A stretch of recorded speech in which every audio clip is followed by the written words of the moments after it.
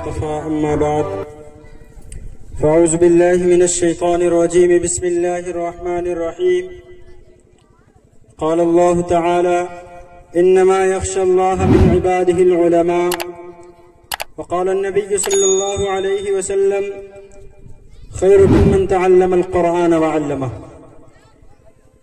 محترم حضرات اور میری باعزت ماں اور بہنوں، آج کا یہ پروگرام ان مجاہدین کی نسبت سے منعقد کیا گیا ہے جنہوں نے اپنی تن من دھن کی بازی لگا کر کے ہمیں اس شجر آزادی کو نوازا. آج ہم چند منٹ میں انشاءاللہ ان مجاہدین کے کچھ کارناموں کو سنیں گے اور قرآن پاک کی فضیلت کے بارے میں بھی جانیں گے اور جنگ آزادی میں اپنی مہارت دکھانے والی ماں اور بہنوں کے بارے میں بھی جانیں گے. عام طور پر یہ سمجھا جاتا ہے کہ صرف مرد حضرات نے جنگ آزادی لڑی، لیکن ایسا نہیں ہے. بعض تواریخ پڑھیے، تاریخ کے صفحات کی ورق گردانی کیجئے تو یہ معلوم ہوگا کہ جنگ آزادی میں قربانی پیش کرنے میں ہماری ماں اور بہنیں بھی آگے رہی ہیں. محترم حضرات، سن 1707 میں سلطان اورنگزیب عالمگیر رحمت اللہ علیہ کے انتقال کے بعد جب مغلیہ سلطنت آپس میں بکھرنے لگی اور سلطنت کئی ٹکڑوں میں تقسیم ہو گئی، کئی راجیوں میں تقسیم ہو گئی، سب کے الگ الگ راجہ ہو گئے، تو آپس میں نا اتحادی نا اتفاقی کی وجہ سے کمزوری پیدا ہونے لگی. اس کمزوری کا فائدہ اٹھاتے ہوئے انگریز اس دیش میں گھسنے کی کوشش کرنے لگے اور دھیرے دھیرے تجارت کے بہانے سے ہندوستان میں قدم رکھ دیا. سن 1600 میں سب سے پہلے انہوں نے ایسٹ انڈیا کمپنی کے نام سے سورت میں اپنی ایک کوٹھی منعقد کی اور پھر دھیرے دھیرے اپنی شاطرانہ اور عیارانہ چالیں چلنے لگے اور لوگ ان کے شاطرانہ چالوں سے دھوکہ کھا کر کے ان کی حمایت بھی کرنے لگے. ایسے میں ایک مسلم حکمراں نواب سراج الدولہ جب کرناٹکا کے علاقے میں انگریزوں کی سلطنت، انگریزوں کا تسلط بڑھنے لگا، اس نے انگریزوں کے خطرے کو بھانپ کر کے سب سے پہلے اگر ان کے خلاف جنگ لڑی ہے تو نواب سراج الدولہ نے 1757 میں لڑی. اس کے بعد نواب سراج الدولہ کو اس جنگ میں شکست ہوئی، اپنوں کی غداری کی وجہ سے، اپنے وزیر کی غداری کی وجہ سے. اس کے بعد پھر انگریز اس جنگ میں جیتے تو ان کا حوصلہ اور بڑھا اور آگے بڑھتے چلے گئے. پھر 1799 کے قریب جب انہوں نے میسور میں گھسنے کی کوشش کی تو وہاں پر ایک شیر میسور جسے دنیا ٹیپو سلطان کے نام سے جانتی ہے وہ اٹھا اور اس نے انگریزوں کے خلاف عدم بغاوت بلند کیا اور جنگ کا مارکا سجایا. 1799 میں ٹیپو سلطان کے ساتھ جنگ لڑنے میں جہاں بہت سے مرد حضرات تھے وہاں بہت سی خواتین بھی شامل تھیں، بہت سی مائیں اور بہنیں بھی شامل تھیں جنہوں نے مردوں کے شانہ بشانہ کسی سے پیچھے نہیں رہی اور دشمنوں کو دھول چٹانے میں ٹیپو سلطان کا ساتھ دیا. لیکن بدقسمتی سے اس میں بھی اپنے ہی وزیر کی غداری کی وجہ سے ٹیپو سلطان کو شہید کر دیا گیا اور وہ جنگ بھی انگریز جیت گئے. لیکن ایک بات یاد رکھنے کی ہے کہ جب تک ٹیپو سلطان زندہ رہا انگریزوں کے دانت کھٹے رہے، انگریز آگے نہیں بڑھ پایا.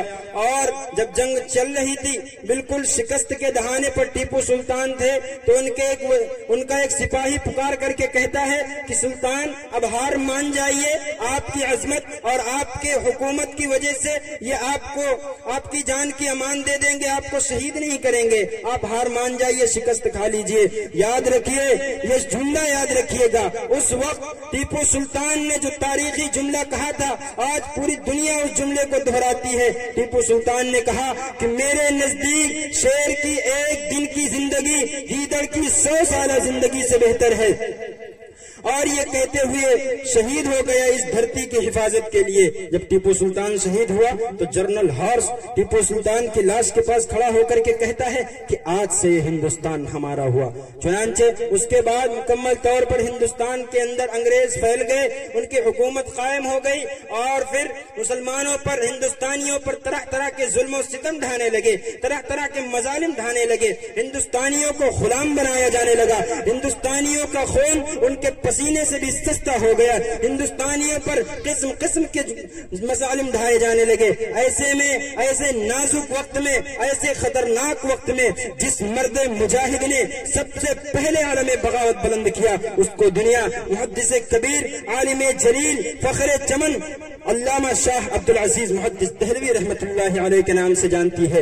یہ مجاہد تھا، انگریزوں کی مکمل طور پر حکومت قائم ہونے کے بعد اس نے سب سے پہلے انگریزوں کے خلاف فتویٰ دیا تھا۔ شاہ صاحب کا فتویٰ کیا تھا؟ شاہ صاحب کا فتویٰ ایک برق بے اما تھا جو انگریزوں کے نخل تمنا پہ جا گری۔ شاہ صاحب کا فتویٰ دینا تھا کہ انگریزوں کی نیند حرام ہو گئی، جگہ جگہ پر آزادی کے شعلے بھڑکنے لگے، حوصلے انگڑائیاں لینے شروع کر دی۔ مدارس میں بیٹھ کر، مسند درس پر بیٹھ کر درس و تدریس کرنے والے علماء، اپنے طالب علموں کو علم سے روشناس کرانے والے علماء اپنے درس کو چھوڑ کر میدان کارزار میں آ گئے۔ خانقاہوں میں بیٹھے ہوئے مشائخ عظام خانقاہوں سے نکل کر میدان کارزار میں آ گئے اور توکل علی اللہ میدان کارزار میں آ کر کے اپنی منزل کی جانب بڑھتے رہے، اور انہوں نے میدان کارزار میں آ کر کے انگریزوں کے خلاف تحریک آزادی 1803 میں شروع کر دی۔ اور پھر کیا تھا؟ میں اکیلا ہی چلا تھا جانب منزل مگر، میں اکیلا ہی چلا تھا جانب منزل مگر، راہ رو آتے گئے اور کارواں پڑتا گیا۔ ان مجاہدین کے ساتھ ملتے گئے لوگ اور تحریک چلتی گئی، طرح طرح کے پریشانیوں سے سامنا ہوا، مصائب و آلام کے پہاڑ راستے میں آئے، لیکن یہ مجاہدین، یہ آزادی کے سرخیل، یہ پیچھے نہیں ہٹے اور آگے بڑھتے رہے۔ جس راستے پہ سے بھی جانا ہوا، جس ظلم کو بھی برداشت کرنا ہوا، جن حالات کا بھی سامنا ہوا، سب سے ٹکراتے ہوئے آگے بڑھتے رہے۔ اس دیش کو آزاد کرانے کے لیے ان مجاہدین نے افغانستان کا سفر کیا، روس کا سفر کیا، ترکی کا سفر کیا، عرب کا سفر کیا، اور بڑھتے رہے اور پھر ایک دن آیا کہ وہ اپنی ایک منظم فوج لے کر کے تیار ہو گئے، اور پھر ایک ایسی جنگ 1857 میں ہوئی جس میں کہا جاتا ہے کہ تقریباً 3 لاکھ مسلمانوں کو تختے دار پر چڑھا دیا گیا، 3 لاکھ مسلمانوں کو جان سے مار دیا گیا، جس میں کہا جاتا ہے کہ 50,000 تقریباً صرف علماء کرام تھے کم و بیش۔ یاد رکھیے، یہ ہے ہمارے اکابرین کی قربانی۔ چنانچہ جب تحریک شروع ہوئی 1857 میں 2 محاذ بنائے گئے، ایک محاذ امبالہ کی سرزمین پر جس کی قیادت مولانا عبید اللہ سندھی کر رہے تھے، دوسرا محاذ شاملی کے میدان میں جس کی قیادت مولانا حاجی امداد اللہ مہاجر مکی رحمت اللہ علیہ کر رہے تھے۔ اسی شاملی کے میدان میں اسی 1857 کی جنگ میں حافظ ضامن شہید ہوئے، اسی 1857 کی جنگ میں مولانا قاسم نانوتوی زخمی ہوئے، اسی 1857 کی جنگ میں مجاہدین کو گرفتار کیا گیا۔ لیکن یہ 1857 کی جنگ جو اتنی منظم طریقے سے لڑی گئی تھی، اتنے پرزور اور پرجوش طریقے سے لڑی گئی تھی، لیکن اس میں بھی اپنوں کی غداری کی وجہ سے اس جنگ میں شکست ہوئی اور فرنگیوں کا غلبہ ہوا۔ یہ غداری کرنے والے کون تھے؟ آپ تاریخ کی گردانی کیجئے تو پتا چلے گا۔ آج جو دیش کی محبت کا جھوٹا دعویٰ کرنے والے سانسد میں بیٹھ کر اور کیمرے کے سامنے آ کر کے اپنی وفاداری کا جھوٹا دعویٰ کرنے والے ہیں، انہی کے آباء و اجداد غداری کرنے والے تھے۔ چنانچہ اس میں جب فرنگیوں کا غلبہ ہوا لیکن ان کو سکون نصیب نہیں ہوا۔ کیوں؟ کیونکہ علماء کرام مسلسل اپنی جد و جہد جاری کیے ہوئے تھے۔ چنانچہ فرنگیوں نے، انگریزوں نے لوگوں سے مشورہ کیا کہ آخر کون سا ایسا طریقہ ہے، کون سی ایسی چیز ہے جس کو ہم اختیار کریں جو ہندوستان پر حکومت کر سکتے ہیں، آخر کون سی ایسی چیز ہے جو ہمیں ہندوستان پر حکومت کرنے سے روک رہی ہے۔ آپ تاریخ اٹھا کر کے دیکھیے، ڈاکٹر ولیم یورنی نے جو رپورٹ پیش کی اس میں لکھتا ہے کہ ہندوستان کے اندر سب سے زیادہ بیدار مسلمان ہیں، اور اب تک کی سب سے زیادہ جو بھی جنگ آزادی لڑی گئی ہے وہ صرف اور صرف مسلمانوں نے لڑی ہے، اور مسلمانوں میں جب تک جذبہ جہاد برقرار ہے مسلمانوں کے اوپر حکومت کرنا ناممکن ہے۔ اور کہا کہ جذبہ جہاد کو ختم کیا جائے، اور اس سے پہلے ضروری ہے کہ قرآن پاک کو ختم کیا جائے اور ان کے علماء کو ختم کیا جائے۔ تاریخ کی گردانی کیجئے تو معلوم ہوگا کہ 1861 میں انگریزوں نے 3 لاکھ قرآن پاک کے نسخے جلائے، اس کے بعد علماء کرام کو ختم کرنے کا فیصلہ کر لیا۔ 1864 سے لے کر 1867 تک ہندوستان کی تاریخ میں سب سے المناک ایام ہے۔ یہ 3 سال سب سے المناک ایام ہے۔ ان 3 سالوں میں ہزار علماء کو تخت دار پر چڑھایا گیا۔ خیبر کی دلی کی چاندنی چوک سے خیبر تک کوئی ایسا درخت نہیں تھا جس پر علماء کی گردنیں نہ لٹکائی گئی ہوں۔ مسٹر ٹامسن اپنی یادداشت میں لکھتا ہے کہ علماء کرام کو سوروں کی کھالوں میں بند کر کے تندوروں میں ڈال دیا جاتا، علماء کرام کو بوریوں میں بند کر کے ندیوں میں تیرا دیا جاتا اور پھر ان پر گولیوں سے نشانہ لگایا جاتا، علماء کرام کو ہاتھیوں پر کھڑا کر کے ان کے گلے میں پھندا ڈال کر کے ہاتھی کو نیچے سے چلا دیا جاتا اور پھر وہ شہید ہو جاتے، علماء کرام کو طرح طرح کے مظالم ان کے اوپر ڈھائے جاتے۔ لاہور کی شاہی جامع مسجد میں پھانسی کا پھندا لٹکایا گیا اور 80 علماء کو ایک دن میں پھانسی کے پھندے پر لٹکایا جا رہا تھا۔ مسٹر ٹامسن لکھتا ہے کہ ایک دن جب میں اپنے خیمے میں گیا تو میں کیا دیکھتا ہوں، مجھے محسوس ہوا کہ کچھ مردار کی بدبو آ رہی ہے۔ وہ جب خیمے کے پیچھے گیا تو کہتا ہے کہ میں نے دیکھا کہ 40 علماء کو ان کے کپڑے اتار کر کے آگ پر لٹا دیا گیا، 40 علماء کو آگ پر لٹا دیا گیا ہے اور دیکھتے دیکھتے 40 اور علماء کو لایا گیا اور ان سے کہا گیا کہ تم یہ کہہ دو کہ ہم 1857 کی جنگ آزادی میں نہیں تھے، ابھی چھوڑ دیتے ہیں۔ ٹامسن کہتا ہے کہ مجھے پیدا کرنے والے کی قسم، ان تمام علماء نے مر جانا گوارا کیا، آگ پر پک جانا گوارا کیا، لیکن ایک نے بھی یہ نہیں کہا کہ ہم 1857 کی جنگ آزادی میں نہیں تھے، ایک بھی اپنے موقف سے انحراف نہیں ہوا، ایک بھی انگریزوں کے آگے نہیں جھکا۔ میرے عزیزوں، یہ ہے میرے اکابرین کی قربانیاں، یہ ہے میرے اکابرین کی قربانیاں جنہوں نے تن من دھن کی بازی لگا کر کے اس دیش کو آزاد کرایا ہے۔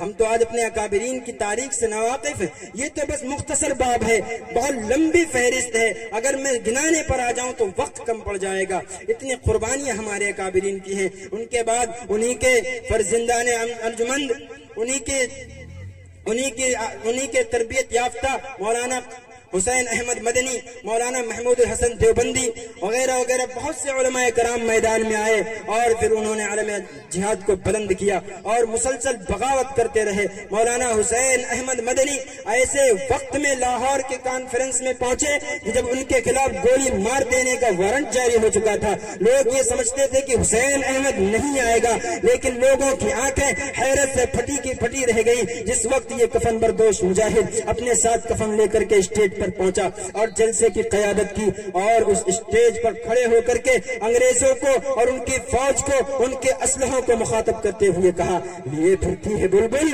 اپنی چونچ میں گل، شہید ناز کی تربت کہاں ہے۔ یہ جملے کہنے تھے کہ لوگ جوش میں اٹھے اور آدھا گھنٹے تک مسلسل نعرے لگاتے رہے۔ اس کے بعد اسی تحریک میں لوگوں کو اپنے اکابرین کے طریقے کو بتاتے ہوئے بتایا کہ کتنی ضرورت ہے اس دیش کی آزادی کے لیے۔ چنانچہ ان تمام مجاہدین کی قربانیوں کے بعد 15 اگست سن 1947 کو ہمارا یہ دیش آزاد ہوا۔ ہمارا یہ دیش آزاد ہوا جو آج ہم سکون اور عافیت کے ساتھ اپنے دیش کی زندگی گزار رہے ہیں، لیکن افسوس تب ہوتا ہے جب یہ خیال دل میں آتا ہے کہ کتنی بربادی مقدر میں تھی آبادی کے بعد، کیا بتائیں ہم پہ کیا گزری ہے آزادی کے بعد۔ اس شجر آزادی کا پھل ہمارے حق میں اتنا تلخ ثابت ہوا جس کی تلخی آج تک ختم نہیں ہوئی اور ایسا لگتا ہے کہ صدیوں تک ختم نہیں ہوگی۔ یہ ظالم حکمران جو یہ ظلم و ستم ڈھانے والی حکومت یہ سمجھتی ہے کہ ہم خاموش ہیں۔ مجھے یاد رکھنا چاہیے کہ ہم انہی مجاہدین کے فرزند ہیں، انہی مجاہدین کے ماننے والے ہیں۔ اگر یہ حکومت اپنے ظلم و ستم سے باز نہیں آئی، ہمارے شرعی معاملات میں مداخلت دیتی رہی، تو یاد رکھو ہم دوبارہ اٹھیں گے۔ جس طرح ایک بار تاریخ دہرائی تھی اسی طرح تاریخ دوبارہ بھی دہرانے کا ہنر رکھتے ہیں، کیونکہ سرفروشی کی تمنا اب ہمارے دل میں ہے، سرفروشی کی تمنا اب ہمارے دل میں ہے۔ دیکھنا ہے زور کتنا بازوئے قاتل میں ہے، اور ہمارا یہ ماننا ہے کہ فدا کر دے جو بہرے دین و ایما سر بھی سینا بھی، مبارک اس کا مرنا بھی، مبارک اس کا جینا بھی۔ میں آخر میں بس یہ بات آپ حضرات سے عرض کرنا چاہوں گا کہ اپنے اکابرین کی تاریخ کو پڑھیے، اپنے اکابرین کی تاریخ کو جانیے اور انہی کی طرح اپنے اندر جذبہ پیدا کیجیے، حوصلہ پیدا کیجیے اپنے اسلام، اپنی شریعت اور اپنے قرآن کی حفاظت کے لیے۔ اور ایک حدیث میں نے پڑھی تھی، خیرکم من تعلم القرآن وعلمہ، آپ صلی اللہ علیہ وسلم نے فرمایا تم میں بہتر وہ ہے جو قرآن سیکھے اور سکھائے۔ اس لیے آپ حضرات اپنے بچوں کو قرآن کی تعلیم دلائیے، قرآن سیکھیں اور سکھائیں اور مدارس کو مضبوط کریں، مدارس میں بھیجیں تاکہ آپ کے بچے تاریخ سے واقف واقف ہو سکیں۔ اللہ تعالی ہم سب کو اپنے اسلاف کی تاریخ کو پڑھنے اور اپنے اکابرین کے مجاہدانہ کردار کو جاننے اور قرآن پاک کو سیکھنے اور سکھانے کی توفیق عطا فرمائے۔ وآخر دعوانا ان الحمد للہ رب العالمین۔